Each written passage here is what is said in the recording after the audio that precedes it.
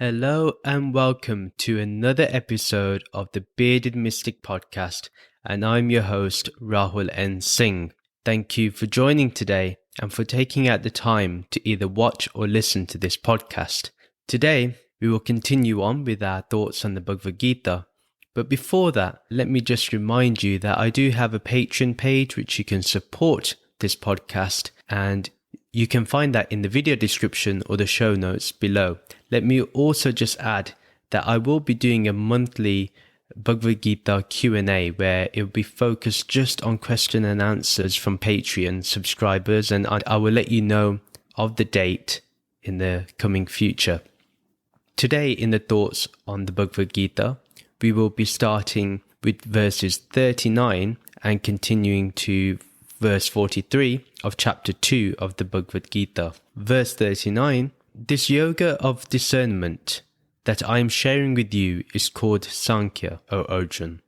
Now hear from me how through this Buddhi yoga you can be freed from the binding effects of karma generated by action within matter. This verse is telling us about the conclusion of the Sankhya philosophy that's been discussed so far in chapter 2. If you feel like you need to refresh your mind on it, please do take a look from episode 3 to episode 8 specifically. In episode 9, verses 31 to 38, relates more or less to the current circumstances that Arjuna has to face rather than the real knowledge of Brahman. What we do know is that Arjuna has been introduced to Brahman and has been taught all about his true self. He's been taught about the Antaryami, the inner dweller within. Krishna really is guiding Arjuna on how to live in the world and yet be above it, not be attached to it. Krishna is going to be guiding Arjuna on how to implement this wisdom, this vivek, discernment to perform action, but remain established in Brahman. This is the whole purpose of the next couple of verses. For example, action within matter can be something like devotional worship or rituals. The purpose of this in the context of the Bhagavad Gita is that we do rituals or devotional worship so that we are purified within, so that we are ready for the knowledge of Brahman, and therefore preparing our way for moksha, for mukti, for liberation from the cycle of birth and death. We need to connect this wisdom that we heard in Sankhya and adapt it to our karma, because majority of us are householders. We are not renunciants. We have not taken sannyas where really our whole pursuit should be on moksha. But because we are householders, we live in the world, we work in the world, we study in the world, everything we do is according to the nature of the world. Therefore, we need to learn how to implement this knowledge, this vivek, to our actions. Through vivek, discernment of knowing what is real, changeless, nameless, and formless, and knowing what is unreal, changing and of name and form, we can lead a life whilst liberated. If we have this discernment, we are on the path towards moksha. In fact, the more we purify in that knowledge that I've just mentioned of the real and the unreal, moksha is at hand. This is the guarantee. Action is within everything. Whether you meditate, read the scriptures, conduct rituals, all this is action. Even renunciation itself is an action. Nobody is truly liberated from action. Everyone does action. But it's all about understanding what is the force behind all action. Only knowledge leads us to Brahman and moksha, to liberation. But there are two lifestyles, one of action, the householder, and second, renunciation, sannyas, and that is giving up worldly life and completely focusing on spirituality. My personal preference is obviously of the householder, and the reason why I believe that is because, as I mentioned in previous podcast episodes in general, that when we are with our loved ones, when we are with other people, they can tell us whether we really have an ego. When we introspect how we react with them, how we are with them, we can truly understand that the ego is either present or is not present. To get rid of the binding effects of karma generated from action, we know that only wisdom, vivek, can help. Now we'll go on to verse 40.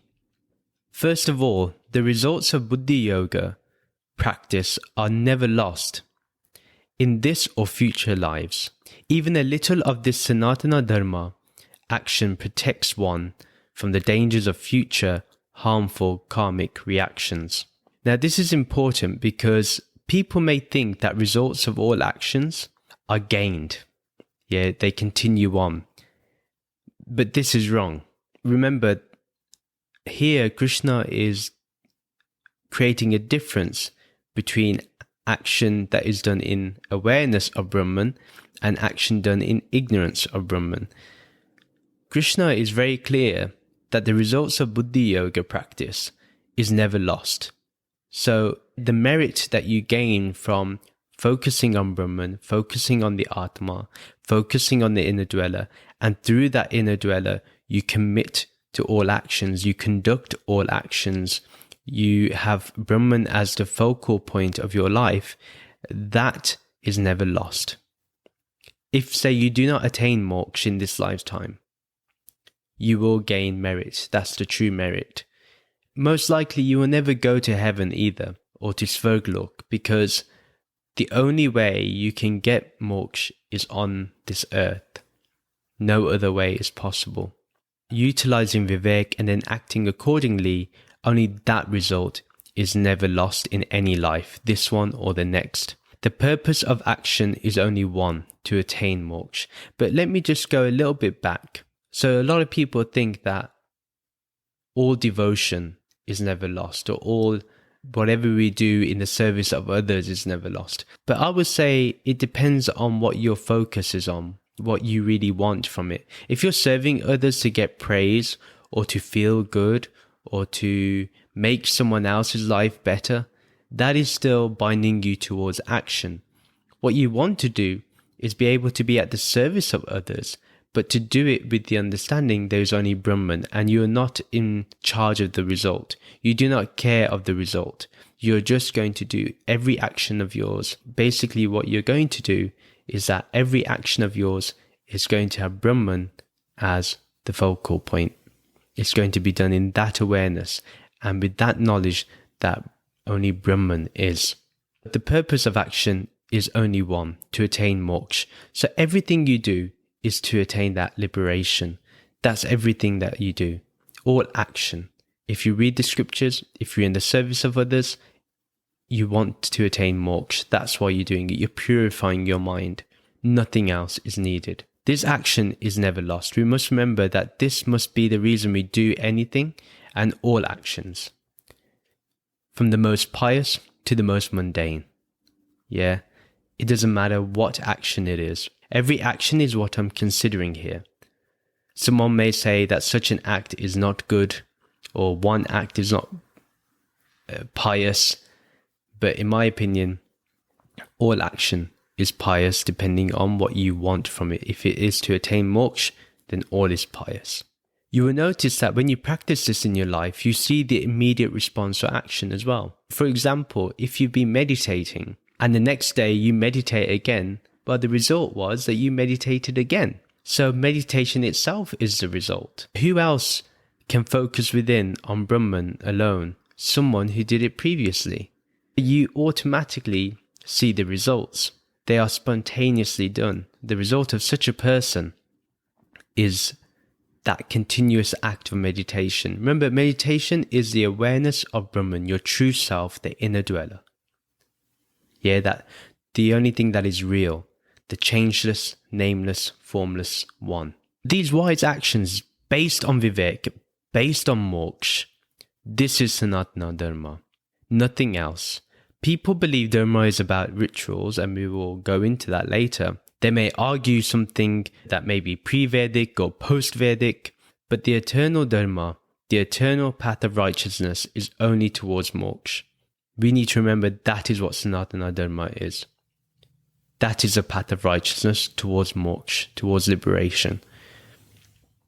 For example, there are people out there that are defending Hinduism, but that is not merely about speaking up about persecution. One can get lost in that, and the focus on moksha is lost. The focus on liberation is dwindled away. This really only has harmful karmic reactions. when we talk about persecution of any religion, what we're doing is separating one religion from the other. That will have consequences, no matter how pious you are, no matter what you may be thinking about defending the oppressed, but actually that will have some sort of effect. We know that that is not established in Brahman. So the question would be, what is the real defense of Hinduism? The real defense is being in Brahman and actually trying to attain moksha. Being the message is more important than defending what is written in the text. Defending what is written in the text and being the text is totally different. They are two different things. And the latter is the one that we need to be on. Yeah, not defending the text, but being the text. Then you are the defense. Then you are defending Dharma. But if you think defending Dharma is defending what is written in the text or the book itself, or if someone mocks any practice, that is not true defense. Because you do not know what you're defending. And Krishna will go into this later on. This eternal action towards moksha protects us. We are not saved. In other religions they talk about being saved. Here we are not saved, we are protected. And there's a reason for this. Saved means that you're drowning. But this implies that our true self doesn't exist, hence you're drowning. That means that your true self comes into existence at some point. But this is not what we've been learning in the Bhagavad Gita.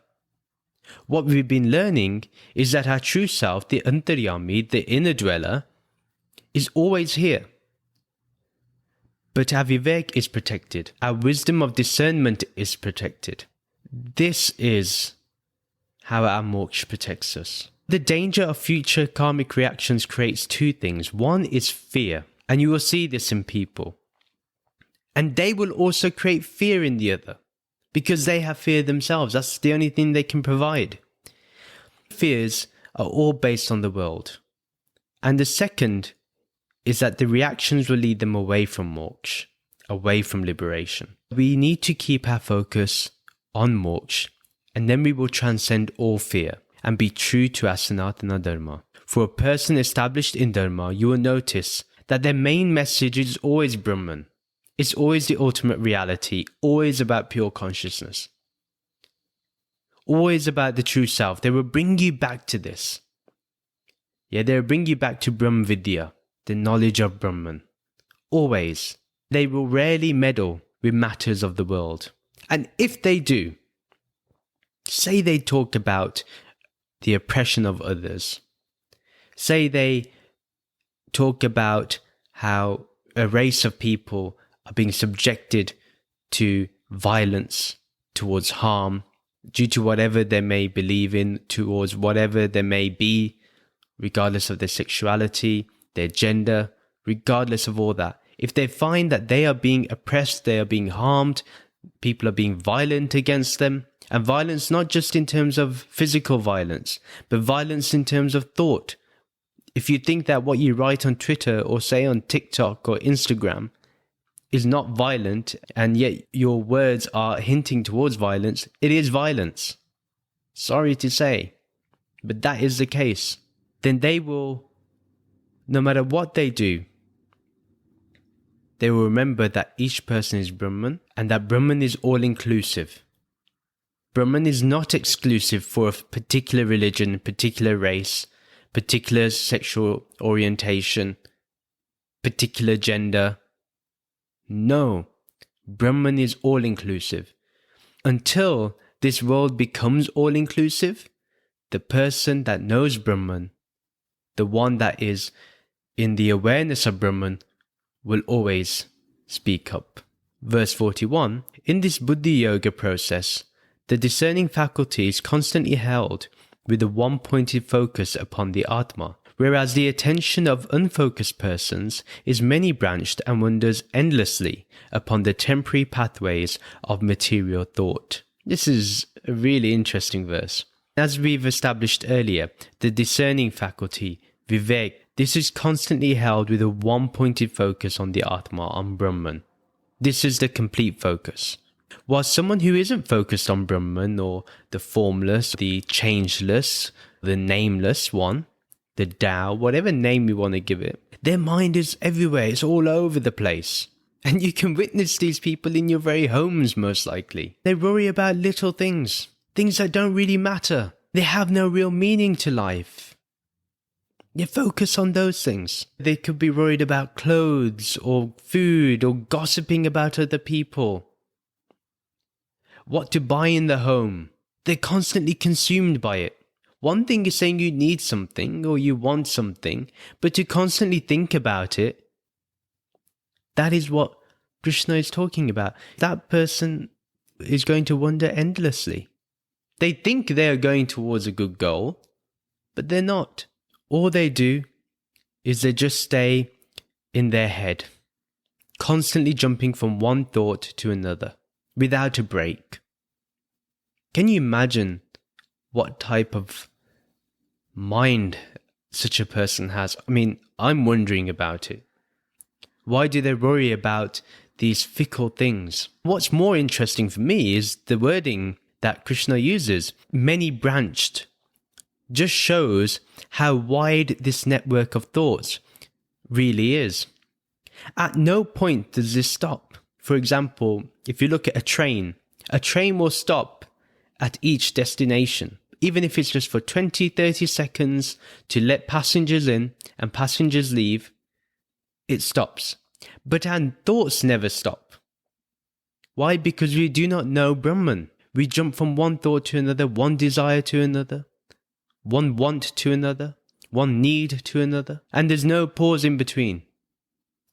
The one that's focused on Brahman will focus on what is needed first, when one requires to think about it, and then if one wants something, then again, it's after a pause. In fact, we even call this way of thinking, when we jump from one thought to another, we call it a monkey mind. And this is interesting because it shows us we haven't evolved as human beings. If anything, this proves that Darwin was right when he proposed the theory of evolution. It's all because this person does not understand the changeless and the changing. They can't discern between the two. They don't have vivek about the two. They can't tell what is the real and what is unreal. And I would even say that no matter how devoted someone may look, it's all surface level. You see them attend a spiritual place every week. They go to the mandir every week. They go to any place of worship every week. They attend the service. They attend the satsang. All that is surface level if one is still unfocused on Brahman. If one doesn't have that focus on Brahman, then it's all surface level. This may disturb a lot of people actually, because they think they're doing something good. But here, we can see that Krishna does not care about those people. He knows that this is not the way to be. And he'll go into that later on as well. No matter how devoted that person looks. If they think that this karma will be remembered in this life and future lives, they're living in a fantasy. Krishna is making it very clear that if your thoughts are many branched, and you wander endlessly in the world looking at one thing to another, one shiny object you see, and that's how you run towards it, and you forget the immense light of Brahman, you cannot say you're devoted. And even your devotion will be temporary pathways of material thought. That's it. Just material emotion. That's all. That's why it's important that we remain focused on the Atma.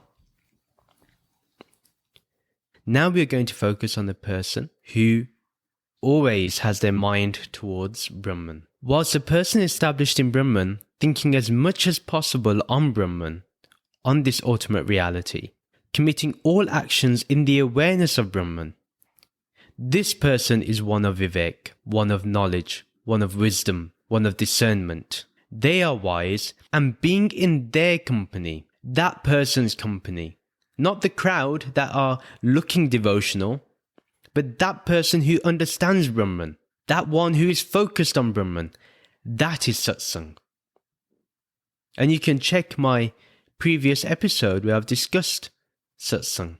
Only the one that is focused on Brahman has that stillness within. remember, Brahman is the formless. It's that consciousness, which you really are.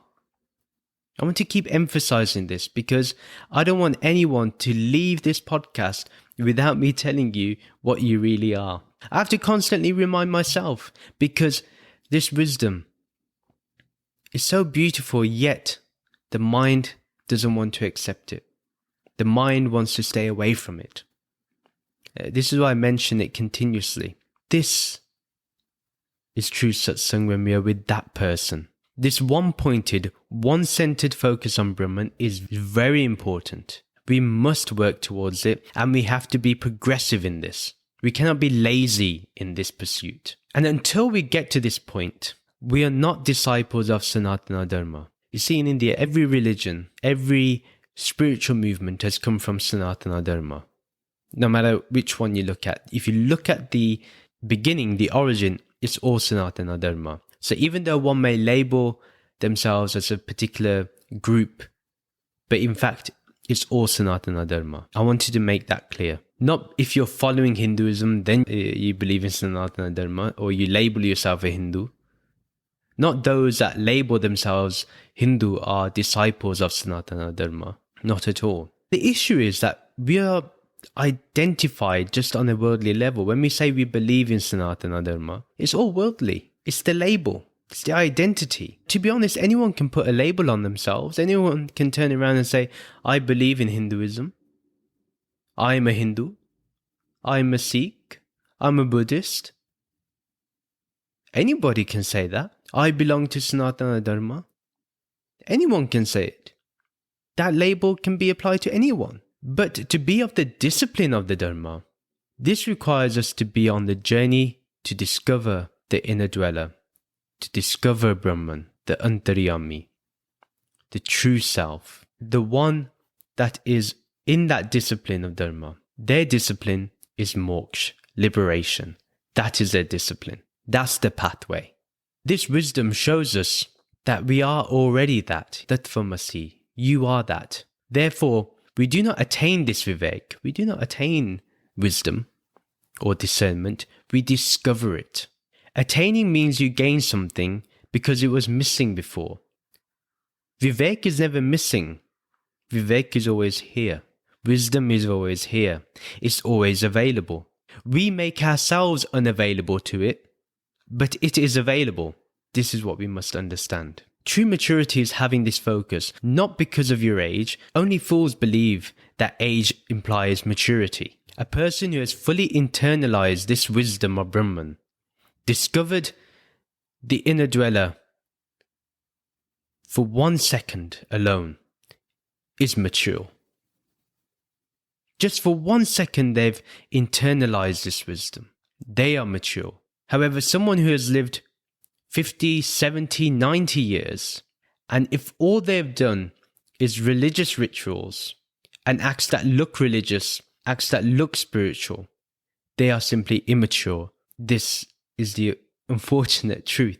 This is a very hard pill to swallow, a very hard truth to accept.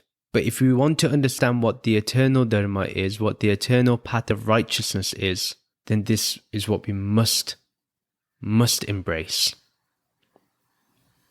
That we are to only be on the pursuit of Brahman, of moksha, of liberation.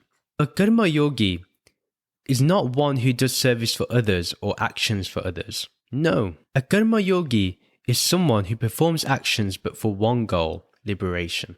The karma yogi focuses on seeing all pairs of opposites as the same, meaning likes and dislikes, hot and cold, pain and pleasure. That karma yogi sees all of them as the same.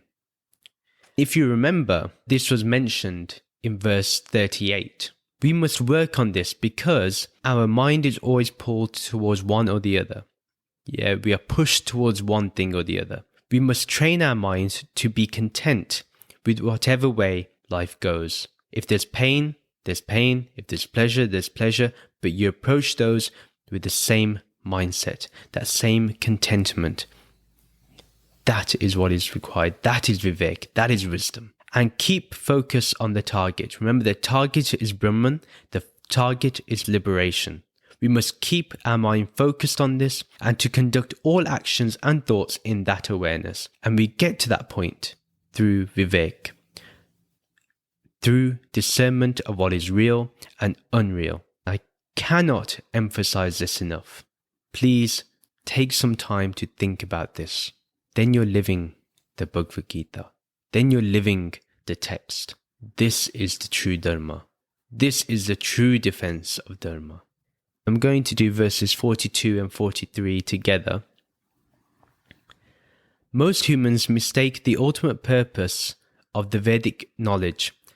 They become confused by the flowery and poetic language, taking symbols and metaphors in a literal way, and they conclude that rituals for material gain and harmony with nature are the final and ultimate Vedic truth. Verse 43. Because their Atma is still distorted by the karmas of unfulfilled material desires on earth, they perform a variety of superficial Vedic rituals, hoping to achieve their wished-for goal of intense pleasures in Svarglok, which is merely a higher material realm. These are very interesting verses, and they're best seen together. Even Adi Shankarji refers to them together, and other gurus have grouped them together as well.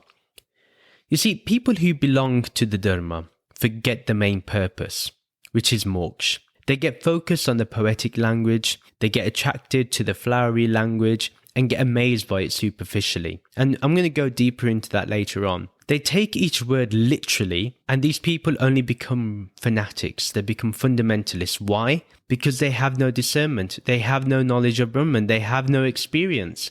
How can they understand the Vedic scriptures if they have no experience of Brahman? For these people that only believe in the ritualistic portions of the Vedas, for them that is the only truth. They believe that all must be done so that they can live a life with success and power, all based on wealth and influence, all based on our senses. We've been listening to Sankhya Yoga, so we know now the wisdom.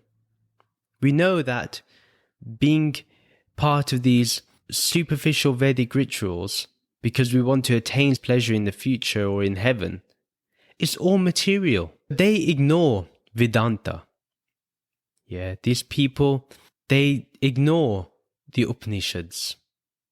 They ignore the part of the text that talks about Brahman. Even though they believe in future lives, it's because it says so in the Vedas. They have no real experience of understanding they have future lives.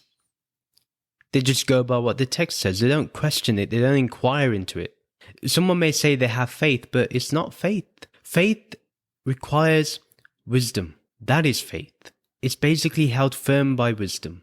They conduct all the rituals prescribed so they can go to heaven, so their ancestors are protected and happy. But can someone established in Brahman believe the ancestors will be protected? No, because of what we learnt in verse 40, that everyone will face harmful karmic reactions if they are not focused on Brahman. These people may have knowledge, they have the appearance of knowledge, but yet they do not perceive the real wisdom that promises moksha. They're not interested in moksha. They have no interest. Their business does not depend on moksha.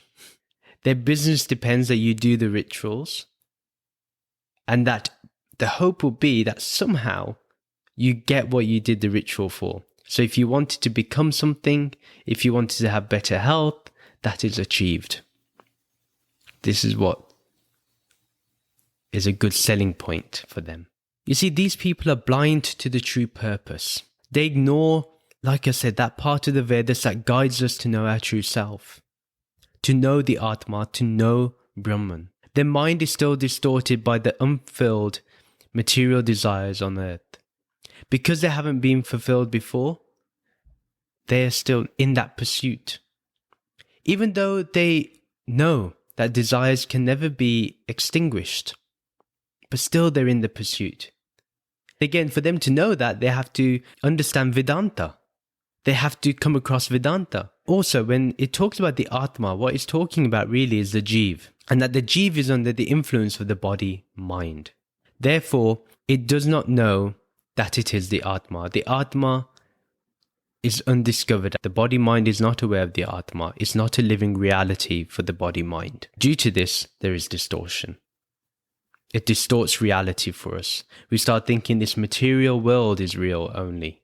Adi Shankaraji actually is pretty harsh.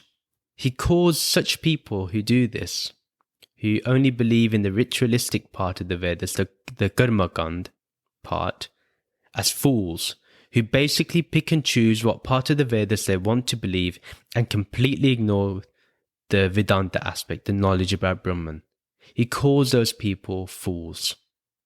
Because for those people in Dharma who only believe in the Karma Kand or the ritualistic portions, they want you to really fulfill your desires and subtly their own desires. And both people have endless desires. So no desire can be completely met. Each one is dependent on the other. Even though one is knowledgeable about the Vedas, they can read Sanskrit. Oh, they have such knowledge. In my opinion, learning Sanskrit is secondary compared to learning about Brahman. Learning about Brahman in English or French or German is much better than learning Sanskrit than just being part of the rituals. These people that believe in the ritualistic portions of the Vedas, they promise you things like you will become kings or presidents in this life or the next life. You will become a doctor, an engineer, a rich entrepreneur. But they are unrealistic. Because you did a certain ritual does not mean you become Elon Musk or Jeff Bezos the next day. These people will promise you such things, and people are carried away by them.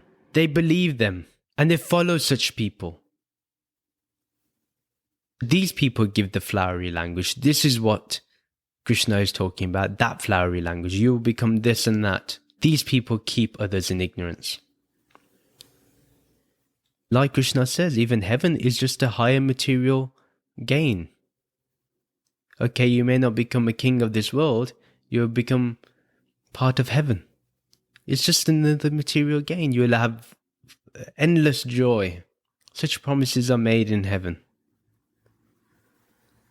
But it's all material. You'll have to come back onto the earth to attain mukti. Therefore, really, it's not something to strive for. It's not anything special. Because you're still in the cycle of birth and rebirth. It's not moksha. If people say, I want to go to heaven, or you will see your loved ones in heaven, they don't have the correct understanding. Especially when we say, until we meet again. Who's we? There's only one Atma. Only one Brahman.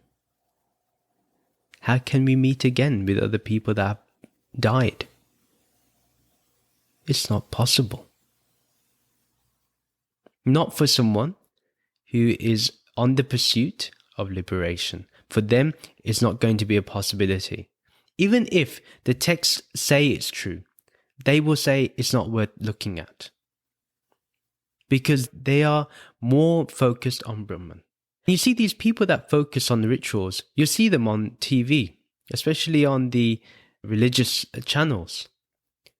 They love convincing others. They'll even put other people up on the stage and tell them to share their experiences, what they've gained, curing cancer, getting the best grades, going to Harvard, becoming president, all these things. And they have a missionary zeal to them. Yeah, more people should do this. And they bring people into the fold and promote the idea that they can live better lives if they follow these rituals in the Vedas, if they recite these particular mantras, if they do this particular pilgrimage. However, do we not ask why these people have not attained heaven right now?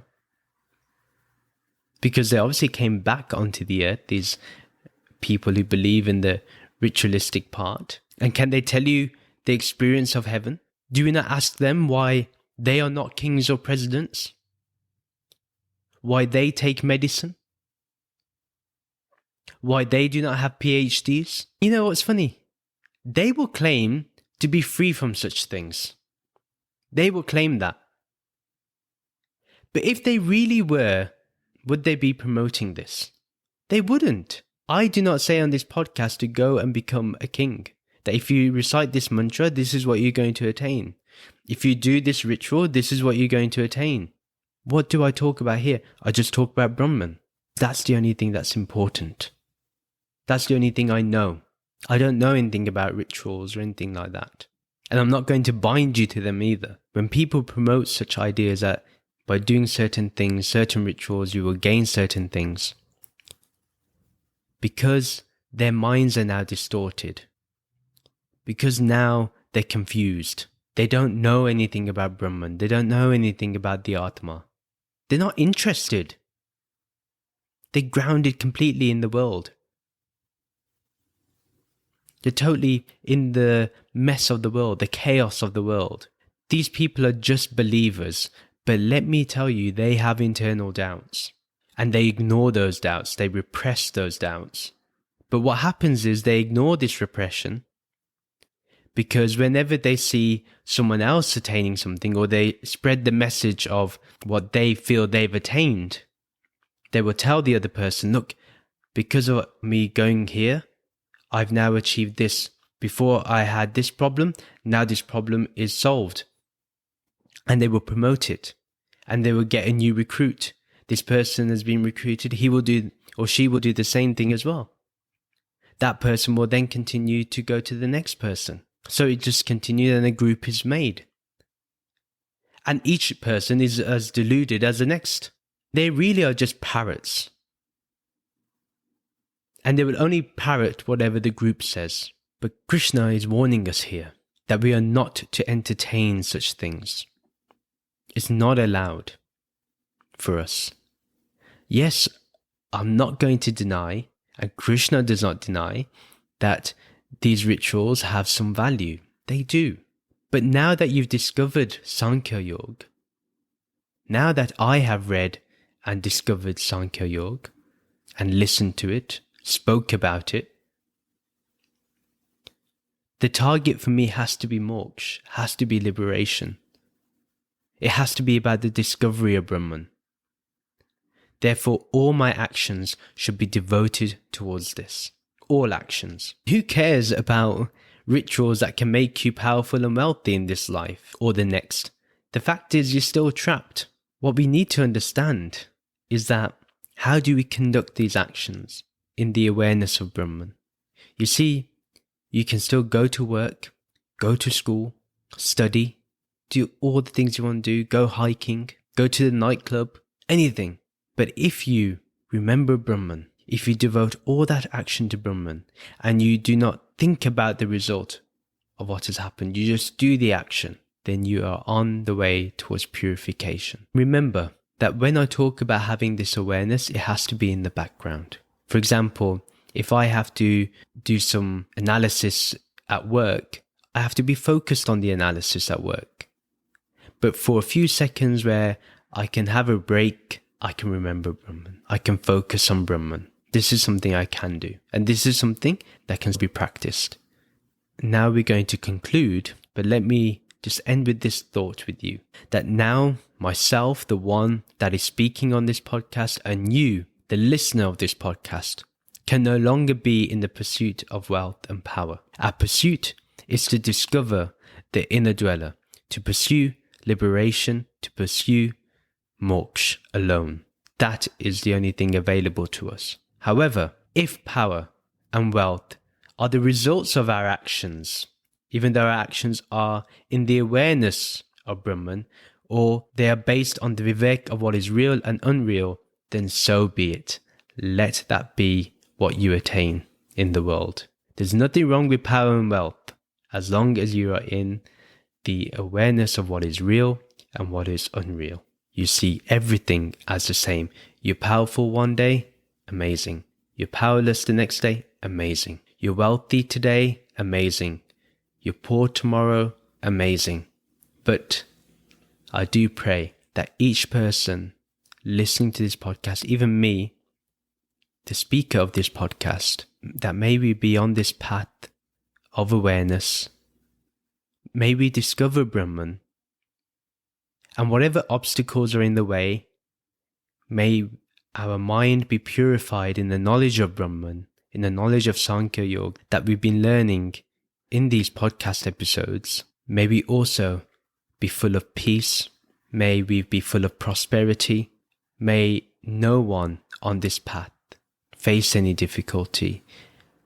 And may their worldly life be full of success, full of richness, full of wealth, so that they can just focus their time on this pursuit, on moksha, on liberation. This is my prayer, and I sincerely mean it. I really hope each one of us can get there, and each one of us supports each other. Like I mentioned, I want to do a Q&A on the Bhagavad Gita. I will let you know about the date. This is how we can come together as a community and learn from each other.